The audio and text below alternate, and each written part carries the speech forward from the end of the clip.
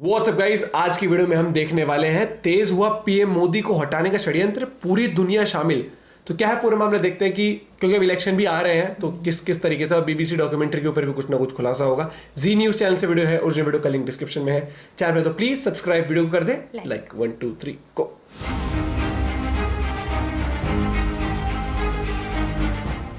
आपने इस खबर की हेडलाइन में पढ़ा कि पीएम मोदी को हटाने की तैयारियां शुरू हो गई हैं, तो आपको बता दें कि ये झूठ नहीं, बिल्कुल सच है। भारत और दुनिया में बैठे कई लोगों और संस्थाओं ने पीएम मोदी और भारत को बदनाम करने के लिए पूरी ताकत झोंक दी है।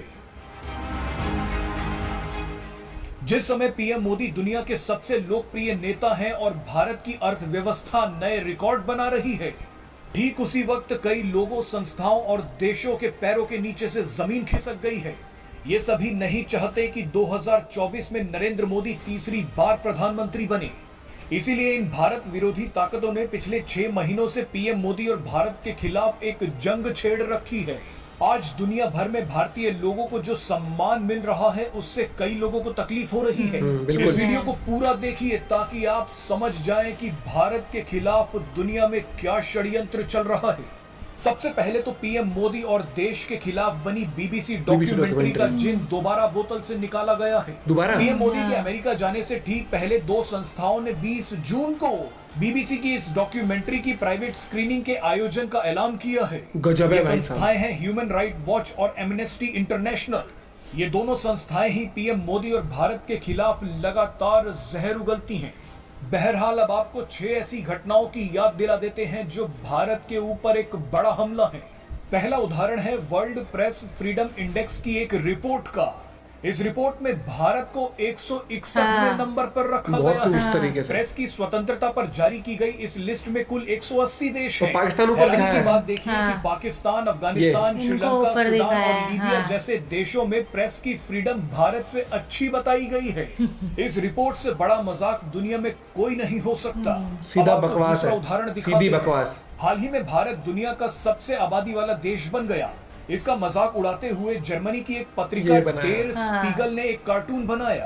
कार्टून के जरिए भारत की जनसंख्या को चीन से आगे निकलता हुआ दिखाया गया है। कार्टून में 2 ट्रेनें दिखाई गई हैं। एक तरफ झूठ फैलाने के लिए लोगों से खचाखच भरी पुरानी भारतीय रेलगाड़ी को दिखाया गया है, जिसके ऊपर भारतीय तिरंगा लिए लोग बैठे हैं। वहीं दूसरी तरफ चीन की बुलेट ट्रेन दिखाई गई है। भारत ने जब इस कार्टून का विरोध किया तो जर्मनी की सरकार को माफी मांगनी पड़ी। अब आप तीसरा उदाहरण देखिए। आपको याद होगा कि कुछ समय पहले यूक्रेन के रक्षा मंत्रालय ने मां काली की एक आपत्तिजनक फोटो शेयर की थी। एक तरफ तो यूक्रेन भारत से जंग को खत्म करवाने के लिए भीख मांग रहा है, तो वहीं दूसरी तरफ भारत और हिंदुओं का मजाक उड़ा रहा है। मजे की बात देखिए कि भारत का मजाक उड़ाने के बाद जर्मनी की तरह यूक्रेन ने भी माफी मांगी, लेकिन ये माफी सिर्फ ढोंग है। अब आपको चौथा उदाहरण दिखाते हैं। मुसलमानों के नाम पर ओआईसी भारत को लगातार ज्ञान देता रहता है। भारत को बदनाम करने के लिए ओआईसी कोई कसर नहीं छोड़ता, लेकिन यही ओआईसी चीन के आगे घुटने टेक देता है। वही चीन जो मस्जिदें तोड़ रहा है, मुसलमानों की दाढ़ी काट रहा है। 5वां उदाहरण जॉर्ज सोरोस का है। ये अमेरिकी अरबपति पीएम मोदी और भारत को बर्बाद करने के लिए अरबों रुपए खर्च कर रहा है। रिपोर्ट्स के मुताबिक जॉर्ज सोरोस भारत के कई संस्थाओं, पत्रकारों, सेलिब्रिटीज और बुद्धिजीवियों को पैसा देता है ताकि ये लोग दिन रात सोशल मीडिया पर पीएम मोदी और भारत को नीचा दिखा सकें। लेकिन भारतीय विदेश मंत्री एस जयशंकर ने जॉर्ज सोरोस की बैंड बजा दी थी। एस जयशंकर ने कहा था कि अमेरिका के अरबपति जॉर्ज सोरोस बूढ़े, अमीर, जिद्दी और खतरनाक हैं।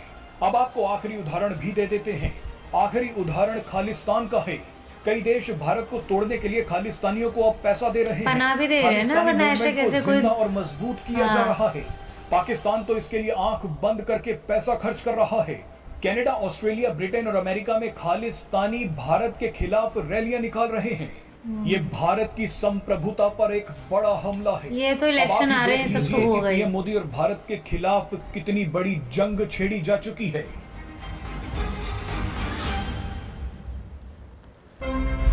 इलेक्शन बिल्कुल नजदीक आ गए ना, तो अब ये सबको वो सब क्या ये ना बीबीसी वाला भी परिंदा उठेगा, फड़फड़ा रहा है उस हाँ। तरीके से, मतलब जो अगेंस्ट वाली जो है ना, जिस भी तरीके से आप चाहे वो देख लो कि जिस तरीके से वो बीबीसी डॉक्यूमेंट्री प्राइवेट स्क्रीनिंग कर दी, और वो इंटरनेशनल संस्थाएं हैं वो, हाँ। चाहे वो बात हो, चाहे वो मीम शेयर करना हो जर्मनी का, ये मतलब कि इनकी खुद की इकोनॉमी कोलैप्स हो रही है। इनको ये नहीं, जर्मनी रिसेशन में जा चुका है, लेकिन इनको यही है कि वो कहते हैं ना, हम तो डूबेंगे सनम, तुम्हें भी कुछ ना कुछ छेद करके तुम्हें भी लीक करके जाए। तो यही चल रही है, और वैसा नहीं है इनका कोई इंटरेस्ट हो, लेकिन ये कि भारत के खिलाफ किसी भी तरीके से हाँ।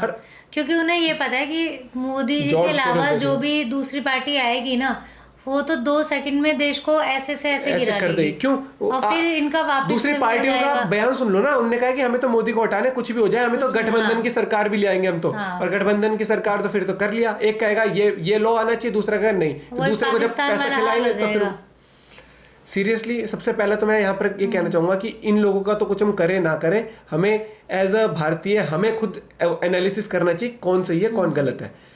अगर आपको लगता है मोदी जी से बेटर कोई पीएम है जो देश को और आगे ले सकता है, तो आप वोट दो। काम देखो किसी का, आपको लगता है उसके भाषण में दम है या उसके काम में दम लग रहा है। अगर कोई कहता है कि भैया हम तो आएंगे सरकार में, चाहे हमें वोट पूरे ना आए, हम दूसरी पार्टी के लोग भी अपनी पार्टी में शामिल कर लेंगे, तो वो हो गया, बस भूख लगी है, थोड़ा सा अपना पेट भर गया, दूसरा पड़ोसी से मांग के भर ही लिया बस पेट। गुजारा नहीं करना होता, मेहनत करनी होती है। देश को तरक्की तभी होती है जब लीडर स्ट्रांग होता है, और वो लोगों को पता ही है, इतना स्ट्रांग लीडर है, लगातार 2 बार जीत चुका है, अब की बार भी कोशिश यही चल रही है हर जगह से। यहाँ से कुछ नहीं हो पाया ना, तो पूरे मतलब हद हो गया यार, एक सिंगल बंदे को हटाने के लिए पूरी दुनिया लगी पड़ी है। ऐसा क्या हो, मतलब कुछ तो होगा उसमें, अगर इतने तगड़े लेवल पे तो मुझे उल्टा वो लग रहा है, किसी आदमी को हटाने के दिल से चाहो तो पूरी कायनात उसके पीछे पड़ जाती है, पूरी कायनात ही पीछे पड़े हुए हैं। तो बाकी देखो भैया, लेकिन ये समझो कि वो कितना स्ट्रॉन्ग लीडर है कि पूरा दुनिया भर के देश पीछे पड़े हैं, पीछे पड़े, और इस तरीके से पीछे पड़े। बात होगी। हाँ भाई, काम बोलता है, नाम बोलता है, और नाम तभी बोलता है जब काम बोलता है, और काम करके दिखाया है पूरे देश की तरक्की। आज बड़े से बड़ा लीडर इस तरीके से, यार कभी आपने देखा था कभी इंडिया के प्राइम मिनिस्टर को इस तरीके की रिस्पेक्ट मिलते हुए? प्राइम मिनिस्टर जो नॉर्मल लोग भी कहीं बाहर जाते हैं इंडिया के, अब उनको कितनी रिस्पेक्ट मिलती है और पहले कैसे थे? अपना पॉइंट ऑफ व्यू जरूर शेयर करिएगा। मिलते हैं आपसे एक वीडियो के साथ, बाय बाय, टेक केयर।